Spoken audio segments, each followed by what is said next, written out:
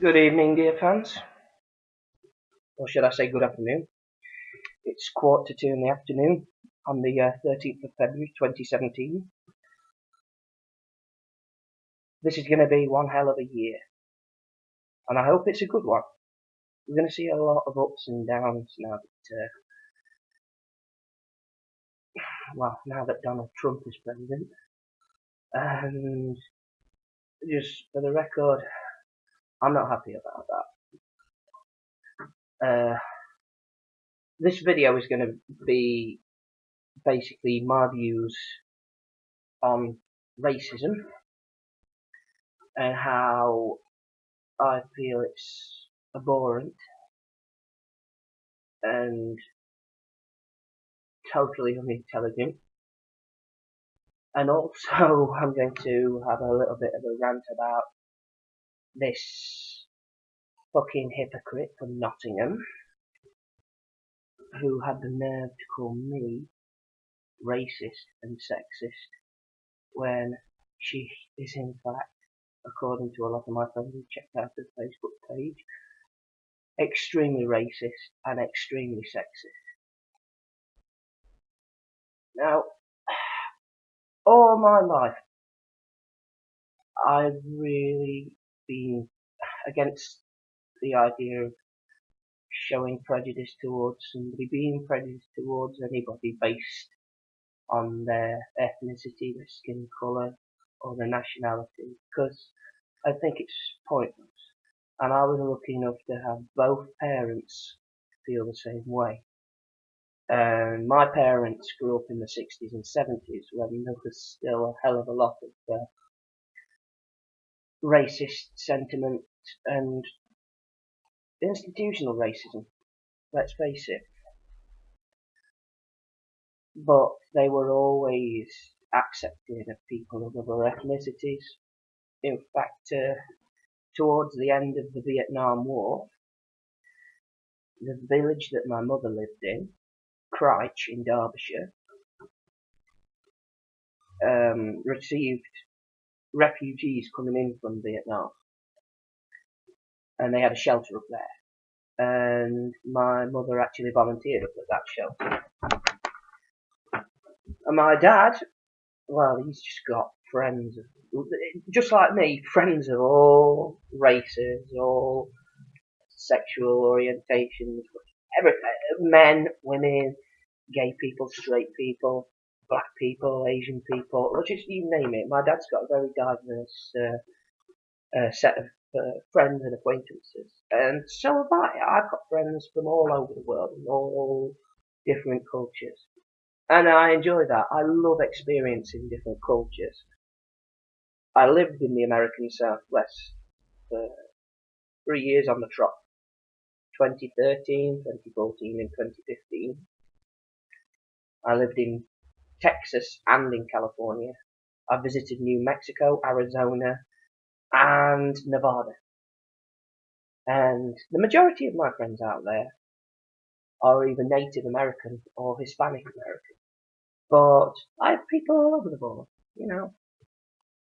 I think that everybody should try and see as much of the world as possible, even if it is just once, because travel really just does broaden the mind, and it's confirmed to me that everybody's pretty much the same wherever you go.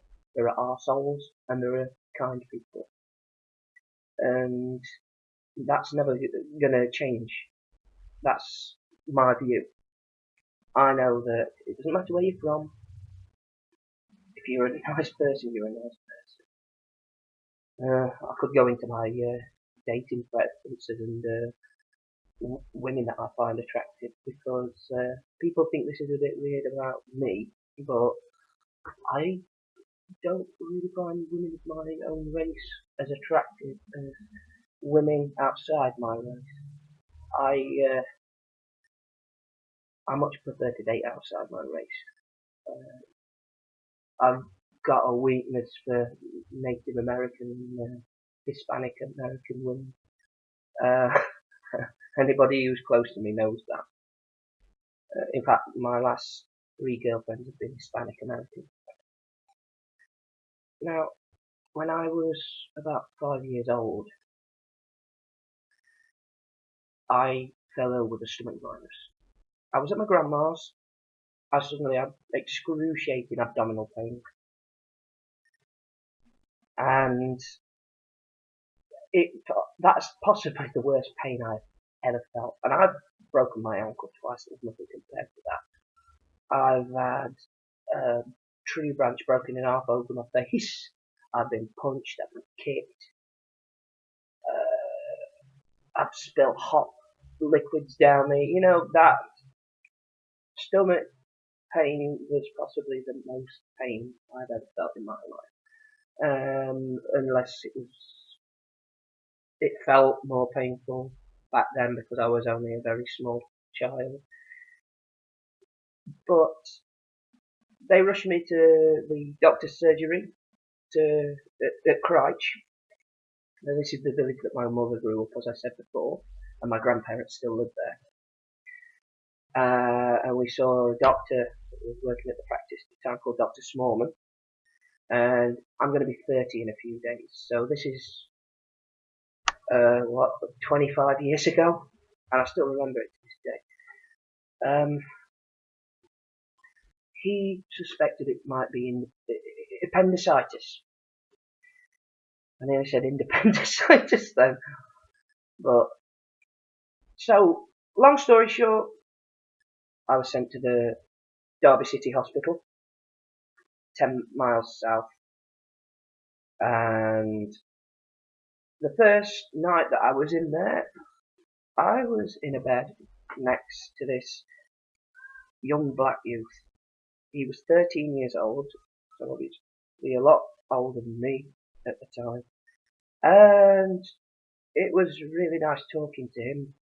He was such a sweet young lad, and me and my mum thought he was lovely, but he was in with severe pneumonia. And the most terrible thing that you could imagine happened during that first night. He progressively got worse, and he was crying, and then he got weaker, and his cries turned to moans. And he was crying for his mother because he was in that much pain. We later found out that his mother had already been dead for a year, so he was obviously delirious through his pain. And I was very distressed about this, hearing this lad in pain and suffering. And eventually, the poor young lad died of a heart attack right next to me. I heard him go. I saw him go. And then they pulled the curtains round. That'll stick with me for the rest of my life. I can hear him now. But I wanted to make this point because there is more to the story. The next morning, my mum had gone somewhere to, I think, get something to eat.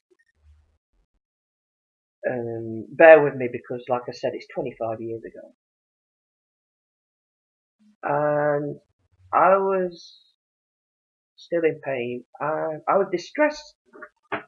I was throwing up. And I was crying for my mum.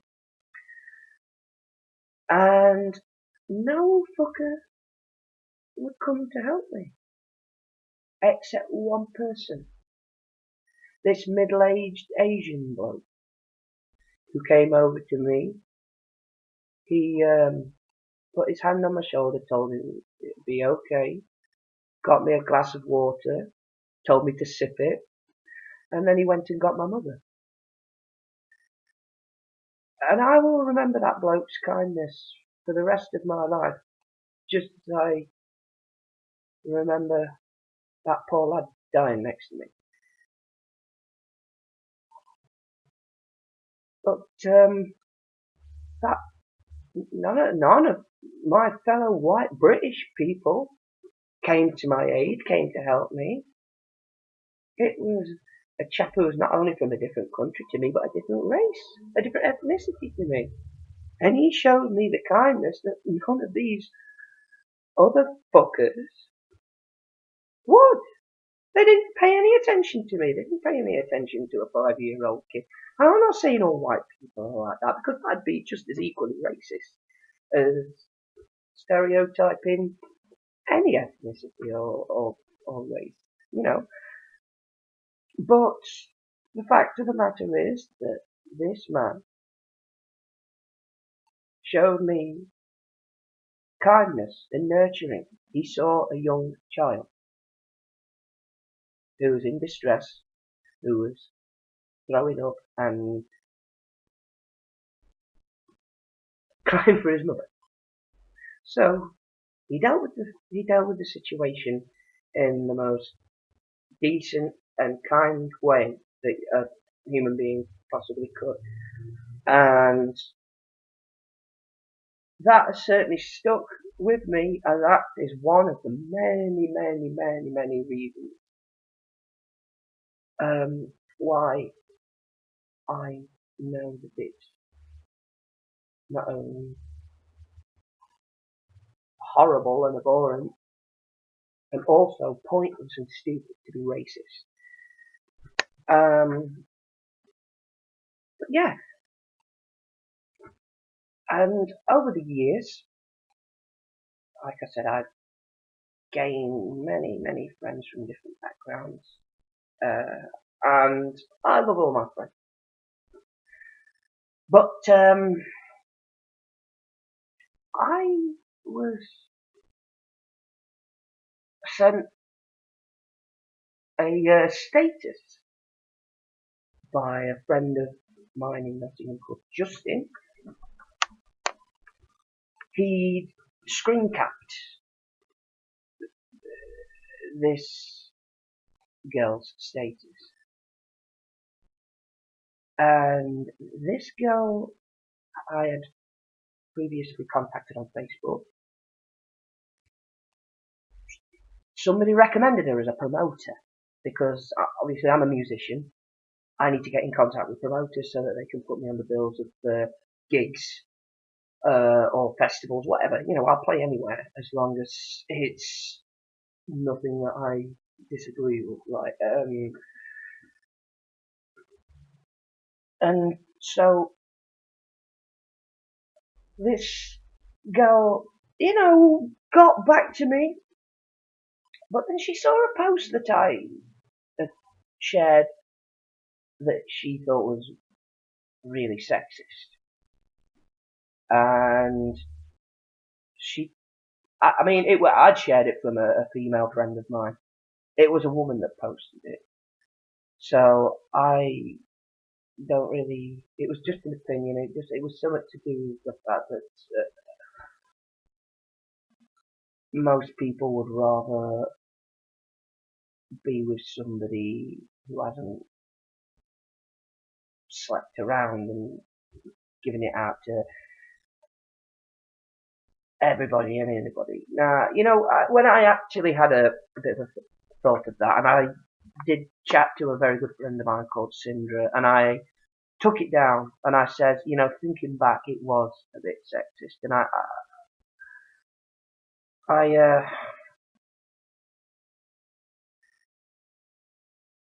I'm glad that you know, I dealt with that. But the fact of the matter is that she fucking said that she was going to spread it round that I was this massive sexist, misogynist, fucking whatever, and tell every promoter that she could to not book me.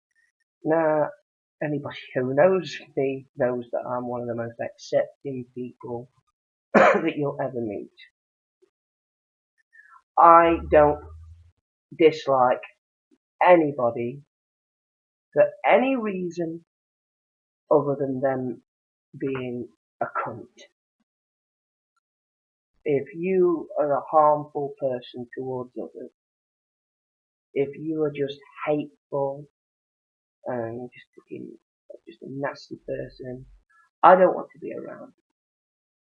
But that's the only qualification of being a decent person in my book. If you're good, if you're nice to people, if you get on with people, and you don't have any prejudices, then I will more than likely like you, want to be your friend. I don't have anything against women. I certainly don't have anything against people of other races. And I definitely don't have anything against trans people or gays or lesbians. It just doesn't make any sense for me to hate somebody based on that. Diversity is a good thing. The world would be a pretty boring place if everybody was the same. I'm gonna read out this status because I've got it up on Facebook. I downloaded the screen cap from Justin's message that he sent me, and I posted it because I wanted everybody to see this because of how fucking ridiculous and stupid it is. I'm going to read it out now. So, when organising an anti-fascist... oh, by the way, this girl's name is Eshi Kiyamazuri, and she's a so-called promoter.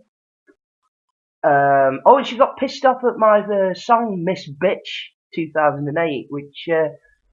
well, she thinks that I got it dedicated to her, and I wrote that song when I was 21, and that was way before I had the unfortunate chance to come across you. It just goes to show how much of a fucking narcissist she is. Typical fucking SJW. So anyway, right, I go off on tangents all the time. But anyway, this is what Eshiki Amazuri said about me. So, when organising an anti-fascist fundraiser a while back, I got inboxed by the delightful Scott Taylor, aka Squatters' Right, who wanted to be put on the bill.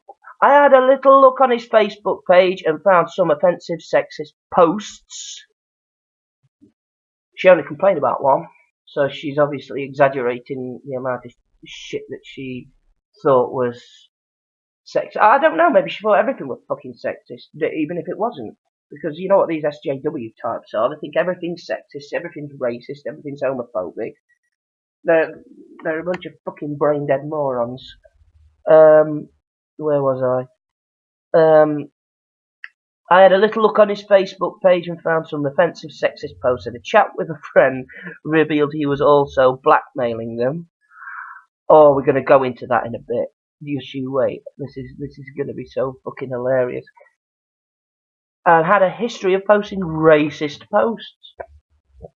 Naturally, I told him to do one, and as he called me every name under the sun, I decided to have a chat with some other promoter mates and tell them to never book this douchebag.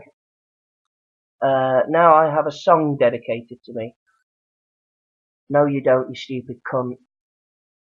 You were probably a little girl in primary school when I wrote that fucking song, and it's a punk rock song. It's from one of my old bands that I used to be in. So, get over yourself. You're not that fucking special. Just a reminder to everyone to not book Scott Taylor, as he is a racist, sexist, blackmailing arsewite. And she's put a link, very kindly, to my song Miss Bitch 2008 that I put on YouTube. So that's going to get me more exposure. And in the comments she put bonus video. He also got a video about a mate of mine. Haha, we are famous. And it's the previous video I uploaded, or my last video, where SJWs need to check their privilege. Now, just to make sure, I watched that video of mine back. She's referring to an ex-friend of mine called Lisa, known on Facebook as Freya love. Ironic, because she's got nothing to do with love. She's a fucking hateful psychopath. There isn't any point in that video that I mention that fucking horror bag. It's got fuck all to do. Both of those videos have got fuck all to do with either of you. This just goes to show that you're a fucking narcissistic sociopath. Both of you are, actually. Now, I have a dark sense of humour, and I post a lot of things that would be deemed offensive. If you think for one moment that those are my actual fucking opinions, you need to check into this realm of existence. You need to get to this fucking reality. And I just want to point out that I have never in my life met Eshi Kiyamazuri face to face or spoke to her voice to voice. We had a brief and ridiculous contact over Facebook. She doesn't know me. She doesn't know who the fuck I am. And that other cunt who I used to be fucking friends with, she is tapped as fuck. She has been in court for assaulting a police officer. Not that I mind that too much, because I'm not too struck on the police myself. But still, it's not fucking normal behaviour. When we were in the Vic Inn in Derby one year, just before I was about to go to Texas for the first time, she assaulted two lasses that were fucking tiny compared to her. She threw them around like fucking rag dolls, and I don't know what they did, but they didn't warrant that. They didn't physically attack her, and she claimed that they tried to rape her. Everybody witnessed that and saw that she was lying. Both of you are fucking narcissists, and I don't spare feelings for people who don't spare feelings of others. Also, several of my friends from the Americas, from Britain, had a little look on Eshi Kiyamazuri's Facebook page and saw that a lot of her posts were very, very racist, anti-white sentiments, very, very sexist, misandrist sentiments towards men. And I'm going to get onto the blackmailing now.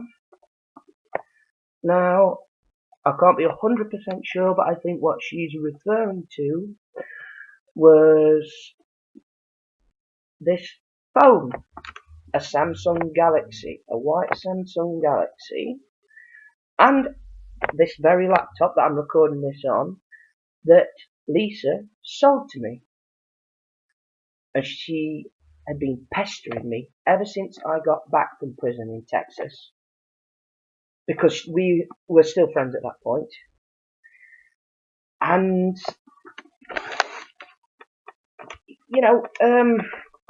she said, it's okay, you don't have to pay me straight away.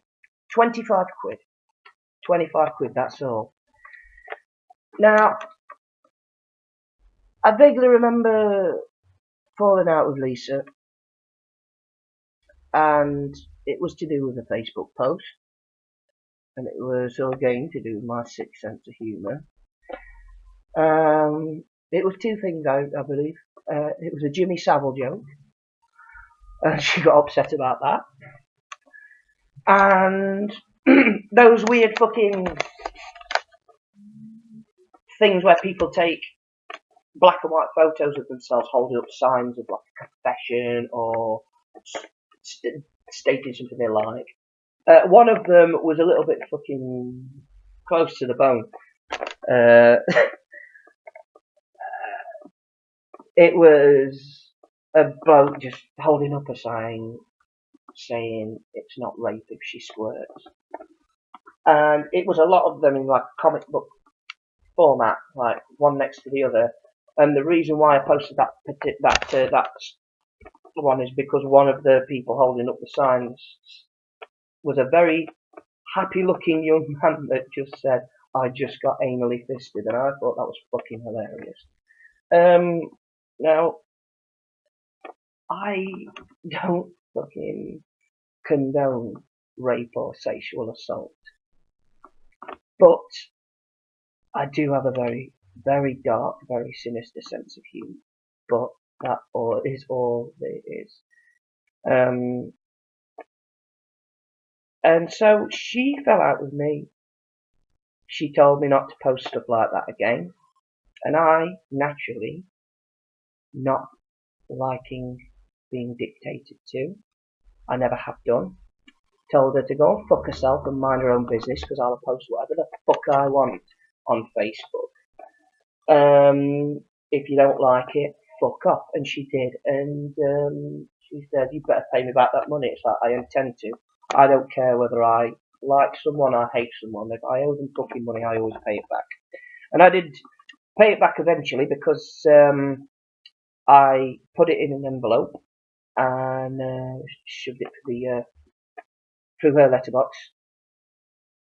And I did take my time paying her back, but that's because I owed my mum money at the time, and I wanted to pay her back first, and I was not going to prioritise this cunt over my mother. And prior to me paying her, which was several weeks, I kept her waiting because I didn't feel like showing her any fucking courtesy after the way she acted. She was constantly texting me all hours of the day. One day in particular, 1 minute, in 1 minute she posted, she messaged me, texted me on this phone, 201 times around, I think it was. That is fucking psychotic behaviour. You know, that's fucking sinister. And she also said that she was going to tell everybody that she knows that I condone rape and child abuse.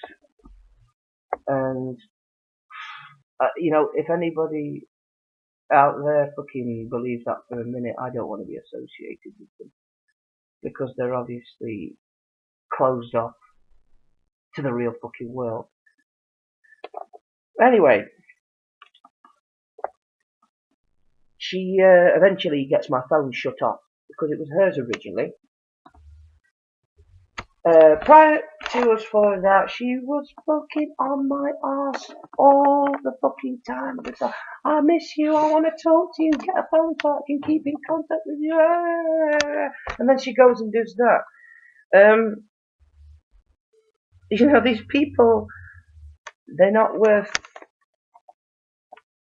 fucking investing any time or energy, but I just want people to know that there are dangerous fucking sociopaths out there. I think that's a more accurate description of them. They're narcissistic and they're sociopaths. They're dangerous. And when I posted that fucking screenshot of that stupid fucking so-called promoter cunt's fucking status, everybody on my friends list and people that I spoke to in real life, all my friends from different countries, from different ethnic backgrounds, from different sexual orientations, across the board, they were pissing themselves. My friend Charlie, a very close friend of mine who lives up in Manchester, who happens to be black, he phoned me up. It's like, "How you doing, Mr. Racist? What is up?" We had a right laugh about it. You pair are fucking pathetic. I'm addressing both of you now. You need to get a better hobby. I mean, for fuck's sake, Eshi, you're in the music fucking business. You should be more than enough fucking occupied with occupying your time with fucking music. It's a beautiful fucking hobby to have, and it's a beautiful artistic expression. But if you are so fucking bored, and your life is so fucking sad that you have to defamate the character of somebody that you've never even fucking met in your life, you need to take a serious fucking look at yourself, grow the fuck up, and tune into this fucking reality. I myself suffer from ill mental health. I have anxiety. I have bipolar disorder, and I'm dyslexic and dyspraxic. I have problems. Everybody has problems, but guess what? I don't fucking take it out on people who don't deserve it and have done nothing wrong.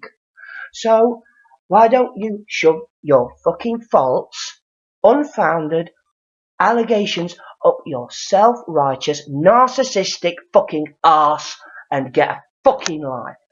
Fuck you. Those other two videos weren't dedicated to you, although I did mention you briefly in the Miss Bitch video, although the song isn't fucking dedicated to you. Get over yourselves. Get a fucking life. As for all my friends who stuck up for me, who know me deeply, and who know that I'm the sort of person to accept anybody as long as they're a nice, decent person, thank you for having my back. Thank you for all of your support. Thank you for all of my fans for showing me support and complimenting me on my music.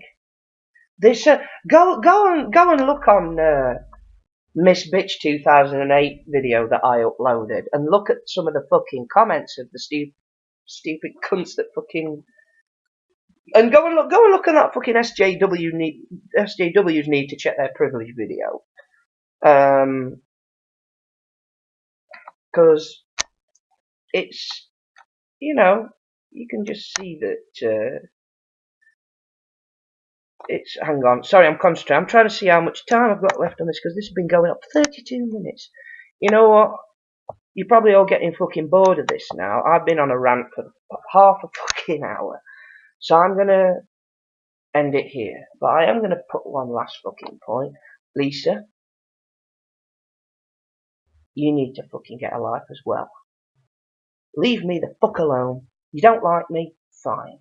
I don't like you. I think you're a total cunt. But stay the fuck out of my life. And what I'm gonna say next, some people might think it's a low blow. But I don't give a fuck about your feelings anymore, because you've shown yourself to be a total and utter cunt. If Percell was still alive, not only would he think you were hilarious and pathetic, but he'd be totally fucking disgusted in you. For the benefit of those who don't know who Percell is, Percell Blackheart was a very dear friend of mine from Chicago, Illinois, USA. He was African American. And him and I were very good friends. We enjoyed chatting with each other a lot, and we both liked the same sort of music, mostly punk rock and heavy metal. And he was the genius mind behind the hardcore punk / sort of grind black metal influenced a project known as Heroin Black, which I'm going to leave a link in the description. Now, tragically, a few years ago, Percell passed away, and it was really, really devastating for us all. But he left an incredible music legacy, which I'm going to share for you in the description. I'm going to send you a link to Heroin Black. I'm going to send you a link to the photo, the screen cap of that fucking stupid status on Facebook. And yeah, just make up your own mind. If you agree with these fucking cunts, then I don't want to fucking know you. You can form whatever fucking opinion you like about me. I don't give a fuck. I only care about the people who care about me, or people who've done me no wrong. But as for everybody else, anybody who's just got it, I can't even. I don't even have the fucking words. These sorts of people just get me so fucking angry. They're just fucking cancer on this earth. I'm gonna stop now. I've said my fucking piece. I don't think I was that eloquent about it, but that's because I let my emotions get the better of me, which probably was the wrong idea to get. But I meant pretty much everything that I fucking said. Have a good one. Hope you enjoyed the video, and if not, go fuck yourself. Bye.